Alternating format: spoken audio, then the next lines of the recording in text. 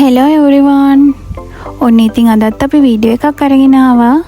ඉතින් අලුත් අවුරුද්දේ අරගෙන ආපු ෆස්ට් වීඩියෝ එක තමයි මේ. ලැබුවා වූ නවවසර සියලු දෙනාගේම බලාපොරොත්තු ඒ අයුරින්ම ඉෂ්ට වෙන්න කියලා මම ප්‍රාර්ථනා කරනවා. ඉතින් අද අපි අරගෙන ආවේ ජින්ජර් බ්‍රෙඩ් රෙසිපි එකක්. ඉතින් ජින්ජර් කුකී කියලාත් කියනවා. ඉතින් ගොඩක් අය මේක දන්නවත් ඇති, නොදන්න අයත් ඇති. ඒ වගේම තමයි මේක හරිම රස කුකී එකක්. පාටි අයිටම් එකක් විදිහටත් අපිට මේක හදාගන්න පුළුවන්. ඉතින් චූටි බබාලා එහෙමත් ගොඩක් කැමති වෙයි. එහෙනම් අපි යමු වීඩියෝ එකට.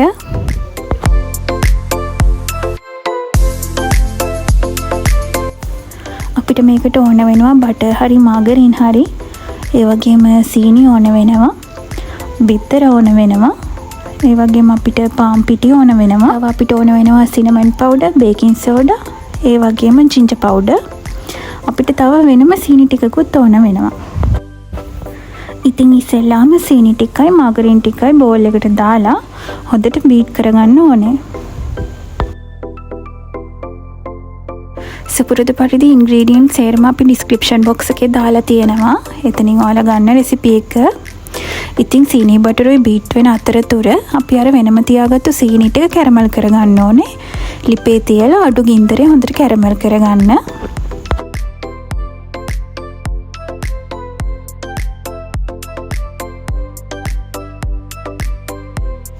අපි මේ වෙලාවදී පාම් පිටි ටිකයි, ජින්ජර් පවුඩර් ටික, සිනමන් පවුඩර් ටික, ඒ වගේම බේකින් සෝඩා එකතු කරගන්නවා.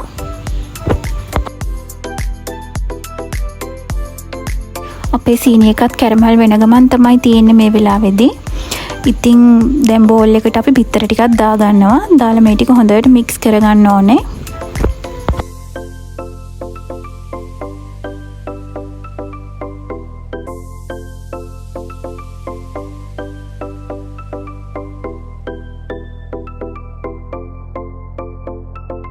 හරි, දැන් සීනි ටික හොඳට කැරමල් වෙලා තියෙන්නේ.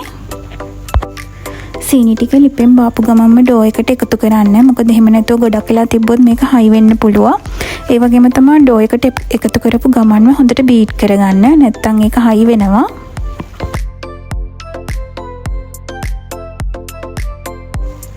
ඉතින් දැන් අපි ඩෝ එක හදාගෙන ඉවරයි.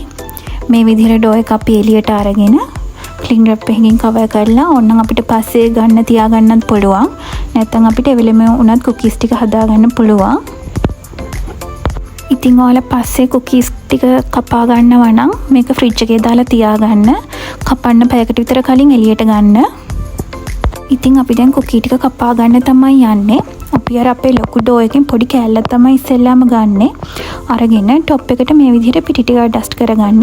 ඊට පස්සේ අපේ ඩෝ එක තියලා ඉවර වෙලා ඩෝ එක හොඳට තුනී කරගන්න. සාමාන්‍යයෙන් ඩෝ එකේ ඝනකම මිලිමීටර් 5ක් වගේ තිබ්බහම ඇති.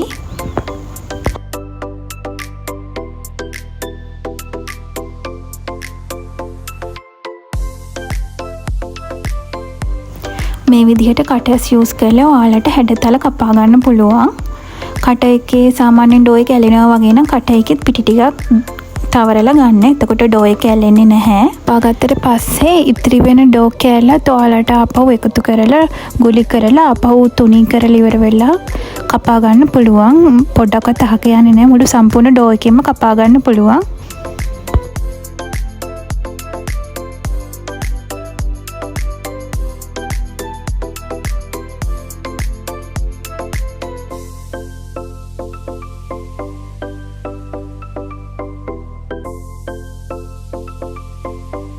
ඉතින් අපි මේ විදිහට ඒ ඩෝ එකෙන් කුකීස් ගොඩාක් කපා ගත්තා.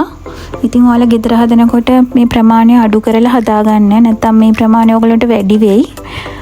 ඉතින් අපි ඊට පස්සේ මේක සෙල්සියස් අංශක 180 විනාඩි 25ක් බේක් කරලා ගන්න ඕනේ.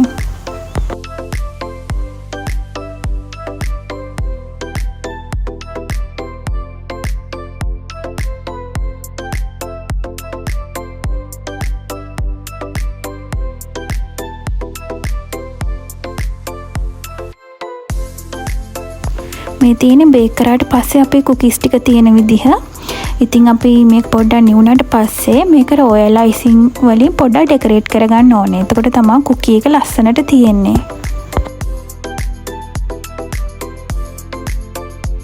රොයල් අයිසින් එක හදාගන්න අපිට ඕන වෙන බිත්තර සුදු මදේ. ඉතින් මේ විදිහට අපි සුදු මදේ වෙන් කරගන්නවා. ඊට පස්සේ මේක හොඳට බීට් කරගන්න ඕනේ. හෑන්ඩ් බීට් එකෙන් උනත් පුළුවන්, මේ විදිහට විස්ක් එකෙන් උනත් පුළුවන්. හොඳට ෆෝම් වෙනකම් බීට් කරගන්න ඕනේ. ඉතින් මේ තරමට වගේ ෆෝම් වුණාට පස්සේ අයිසින් සුගර් ටික ටික එකතු කරන ගමන් නැවතත් බීට් කරගන්න.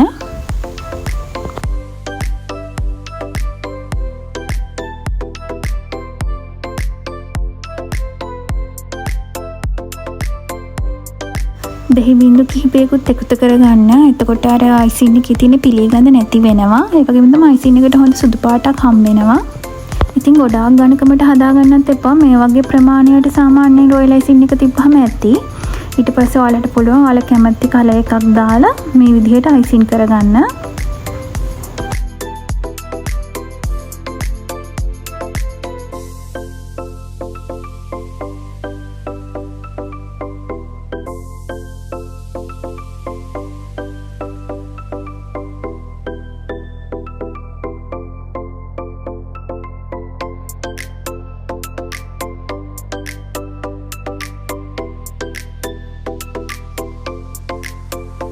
ඉතින් ඔහොම තමයි කුකීස් ටික අයිසින් කරලා ඉවර වුණාම පේන විදිහ. ඉතින් හරිම ලස්සනයි මේ කුකී එක. ඒ වගේම හරිම රසයි. ඉතින් ඔයාලා try කරලා බලන්න. ඉතින් අපේ channel එක subscribe කරලා නැත්නම් subscribe කරලා අපේ channel එකත් එක්ක එකතු වෙන්න කියලා මතක් කරන ගමන් ගිහින් එන්න. bye bye.